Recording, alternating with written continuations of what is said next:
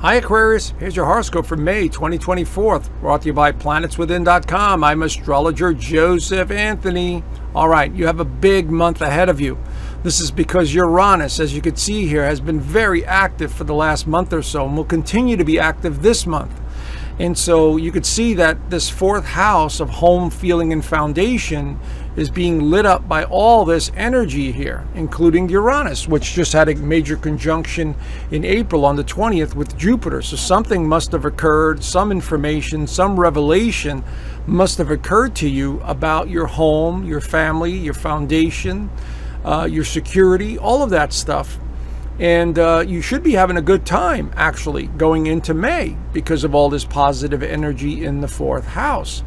Now, there is a little blip in the radar here when Pluto, which is in your sign, now begins to go backwards. This month, it's going to start retrograding and go backwards into the 12th house in September. But as it goes retrograde, then this review period starts to occur. Not a big deal, because there are some other aspects and alignments that are occurring that'll override a lot of this. So we can see here as we begin the month, we have the Sun, Venus, Uranus, your ruler, and Jupiter all in the sign of Taurus in the fourth house. So this has a lot to do with family. It has a lot to do with your foundation. It has a lot to do with real estate matters. It has a lot to do with security. This is what the fourth house represents. So while having all this energy in this fourth house, you may decide to revisit the past. You may decide to buy property or land. You may decide to revisit neighborhoods that you've been to before, because the fourth house is the past, so is the 8th and the 12th. But this is all about enjoying the comforts of your home, enjoying the family dynamics, enjoying things related to money matters. Taurus is about money and values and, aesthetics. And so this is all about, just having a good time with the people you love. And there's going to be some conjunctions this month that are going to amplify that energy even more. So you'll be feeling more emotional, more sensitive than normal. Okay? Because this sign, Aquarius, is generally not an emotional sign. They keep everything bottled up inside.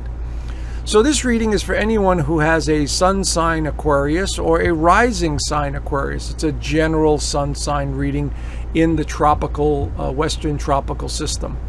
So this is going to be a very important month for many of you. We also have Mars that is now going through Aries, so your mind is firing on all cylinders. Mars in Aries is very restless and impulsive, and it likes to move forward.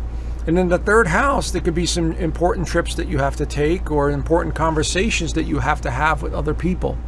And so I see that as also very important. But it seems to pertain to real estate, home, family, foundation in some way. So let's see what the astrology has to say. So on the 2nd, Pluto begins to go retrograde. Here it is in stationary position in the first house of identity and self. So Pluto here is going to be a slow burn. It's going to slowly take you into the past over the next couple of months, which is totally normal.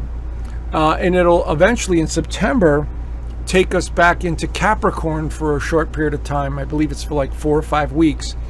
And then it'll come back into your sign in November. And then it stays in that first house for like the next 19 years. But Pluto, the energy is psychological. It's deep. It's profound. It takes its time. It's literally slowly transforming something. So what is it transforming?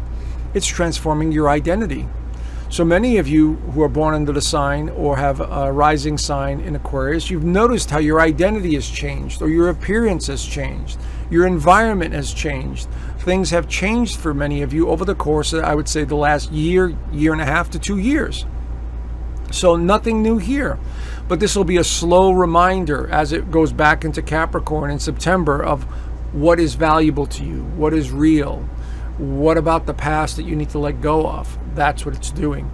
So it's not a big deal, but it is in your sign, so it will affect many of you in some way. So we also have this month, we have the new moon in Taurus on the 7th, right here in the 4th house. It'll be at 18 degrees of Taurus. So wherever that is in your actual birth chart, that's the area that gets lit up. But generally speaking, in this sun sign reading, it's in the 4th house. So it has to do with the home environment, new feelings, something to do possibly with real estate matters from the past. Maybe you're thinking about moving. Maybe you're thinking about remodeling. Maybe you're thinking about buying new furniture. Maybe you're caring for a young one or a baby in some way, And so this is all under the umbrella of the fourth house. Uranus is in the mix here. It is conjunct this new moon, so there could be some surprises in the mix. So pay attention to that. Over the course of the next 2 weeks, there could be some wild cards thrown into the mix, some things that come out of nowhere, some surprises that you need to pay attention to as we see all this energy building here and reigniting a new cycle for the next 2 weeks. We also have Mercury entering Taurus on the 15th and 16th right there. So now we have 5 planets in the fourth house. So Mercury is about communication and how we express ourselves. In Taurus, it's about getting back to the basics. It's about food, shelter, foundation. Taurus is about values. It's about money. It's about investments. So you may be talking about this more and more with your family or your children or other people like advisors and so. So this is going to be a very important month for all of that. No big deal. It's a transit that goes by very quickly, usually about 3 weeks. And so it'll move on to Gemini, which definitely be a better position for you guys. Now, this is the day that I'm talking about that is just a wonderful day filled with so much positive energy. On the 18th, Jupiter conjuncts Uranus right there in the fourth house. But at the same time, as you can see here, the Sun will also be conjuncting later on in the day with Jupiter. So we have double conjunctions going on in the sign of Taurus in the fourth house. So something spectacular could occur with your home, your foundation, your feelings, your family. This is all under the umbrella of the fourth house. So you may find yourself in just a euphoric moment or a couple of days where you just feel great and you just feel so much love and you feel so much of your family dynamics, and maybe you're dealing with real estate that's closing or whatever it is. I see this as a very positive energy that's coming in, and it may surprise you. Remember, Uranus is all about surprises, so there could be some very strong surprising energy around this time frame that really throws you for a loop, or you just feel it coming in. Now, one of the things about this alignment, because it has Uranus, the Sun, and Jupiter, is premonition ability. These are the signs that represent the future, and you're the sign that represents the future. So I would say listen to your spidey senses, your dreams, your visions, your hunches, because something may be revealing itself in the not too distant future. So it could be a month, could be a couple of months, it could be at the end of the year. So pay attention, because that's how we access information, is when we least expect it, and all of a sudden something appears that we need to pay attention to. So this could be a very big month and a big time frame for many of you. So take advantage of opportunities around that time frame. Now, there's more good news coming in. The Sun enters Gemini on the 20th and 21st, right there. Now, the Sun in Gemini, Gemini is another air sign like yours, and it's in the 5th house of love, romance, children, speculation, gambling, fun. So this is a time to have more fun. This is a time to really enjoy yourself. This is a time to be creative. So I would say take advantage while the Sun is going through there. But there's a lot more energy going into that 5th house. But I'll show you in a second after this full moon in Sagittarius on the 23rd and 24th. This will be a full moon at, I believe, 2 degrees of Sagittarius. It'll be opposing the Sun. So this is coming to some sort of realization about where you've been and what you want, your goals, your visions. The past may resurface a little bit, but no big deal. This is about the 11th house, which has to do with acquaintances and friendships and organizations and hopes and wishes for the future. Technology all falls under this umbrella. So you may be reminded of some of that. No big deal. Again, the Sagittarian energy likes to see things on a larger scale, the philosophy, the meaning of life, the purpose, all of that stuff. And a full moon brings things to light. So over the course of these next few weeks, from I would say that new moon to about now, you're coming to some sort of realization about your life, your future, your friends, your family. All of that is on the table around this full moon. But wait, let's get back to that 5th house. Venus enters Gemini on the 23rd and 24th as well, right there. So now we have some more added energy coming into this fifth house.